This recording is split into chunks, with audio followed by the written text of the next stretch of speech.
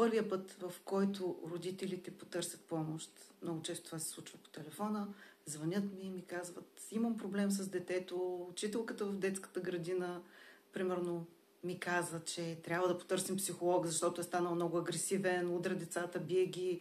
Или, примерно, затворил се в себе си, там във ъгъла стои, потиснат и не иска да говори с никой, не общува. А родителите не са го забелязали. Но учителката е казала, че трябва да потърсят помощ. Знаете ли, тогава се радвам. Защото тогава това означава, че, както казваме, болестта протича без симптоми. Но тук в случая симптома се е появил, но родителите не са го забелязвали. Той е като една болест. Представете си един тумор, който работи в нас, но протича безсимптомно. Ние няма да потърсим помощ. Ние няма да направим нищо, защото няма да знаем. И ще разберем чак когато е станало късно.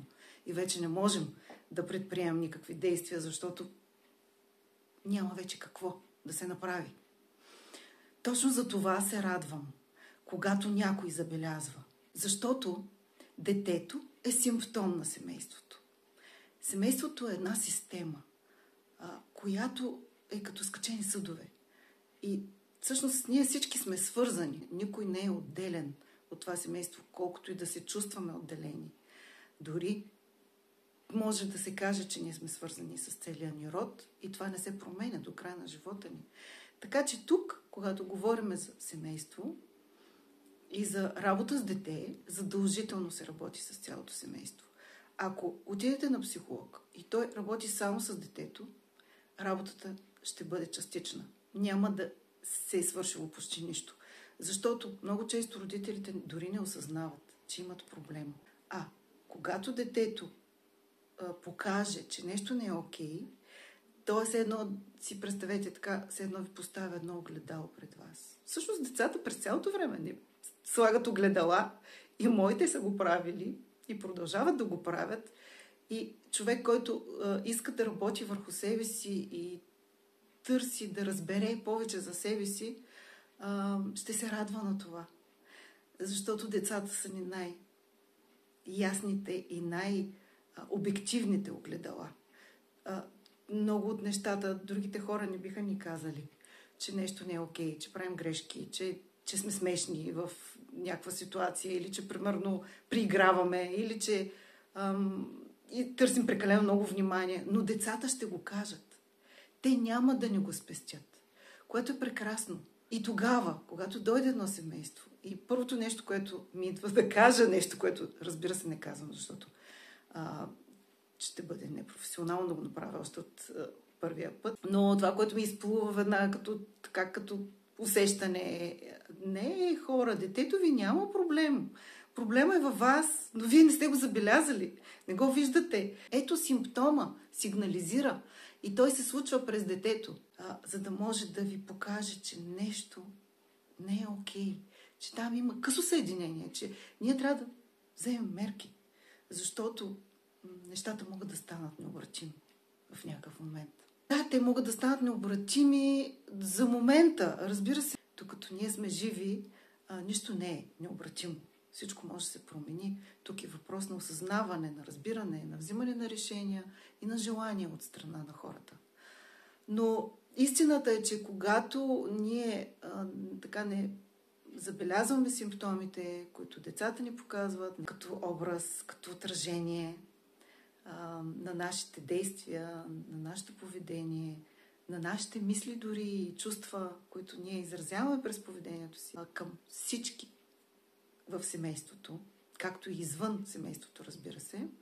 И ако ние не забележим и не вземем някакви мерки, на един по-късен етап, това дете, което ще е показвало и което ще е било симптом на своето семейство, то ще развие травми. И тези травми, ако тръгне на психотерапевт, тъй като аз работя не само с деца, но и с възрастни и наблюдавам после какво се случва, когато едно дете е потискало и е трупало всичките неща от своите родители. Например, имало е скандали, единият родител е бил насилник, другият родител е бил жертва. И това нещо се е въртяло и се е повтаряло и детето няма как да промени тези неща, като много често несъзнателно влиза в ролята на спасител, защото имаме един триъгълник на Карпман. Може би много са го чували. Нали? Това е тази теория, в която, че ние, когато сме в нездравословни взаимоотношения с другите хора, ние се въртим в този триъгълник, като единия път се преживяваме като жертва, после се преживяваме като насилник, след това ставаме спасител и всъщност всичките тези роли, които са роли, ние можем да ги преповтаряме и да се въртим в този омагьосан кръг, не само в нашето семейство, но въобще във връзки, партньорства, всякакви. Както в къщи, така и в приятелските отношения, така и примерно в работата, навсякъде.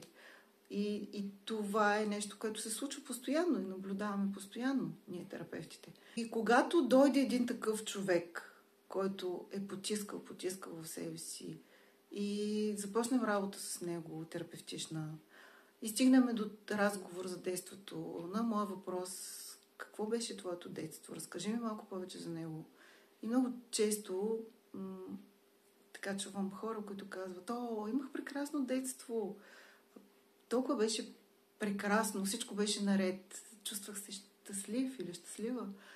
Тогава разбирам, че всъщност тези хора са потиснали, че тяхната психика, защитните механизми, които нашата психика, нашето съзнание така винаги активира, когато чувства някаква заплаха за нашето здраве, емоционално, психично, физическо. Всичко това е едно цяло, защото здравето не е само физическо.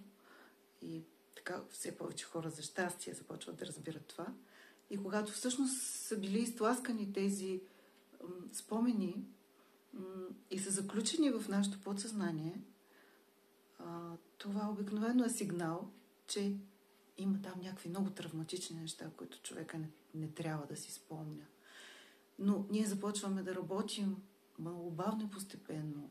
И това се случва много щадящо, защото ние сме в една много защитена среда, която се получава по време на психотерапевтичния процес. Човек се чувства защитен, той вече стигнали до етап, в който има доверие между клиента и терапевта. И клиента се чувства спокоен и може да сподели неща, които са били травматични. Но терапевта е там, за да може да го подкрепи, да бъде до него и така да може да му помогне човека да премине плавно и спокойно през този процес. Тоест ние, терапевтите, сме като едни патерици, които помагат на човека, когато му е счупен кръка. И патериците са ви нужни само известно време, докато ви махнат гипса. После започвате физиотерапия и вече можете да се справите в някакъв момент и сами. Така че патериците са до време и терапията е до време. Идеята и целта е да научим клиента да бъде сам терапевт на себе си. Но винаги терапевта е отворен за нови срещи с клиента, когато той реши, когато има нужда или желание.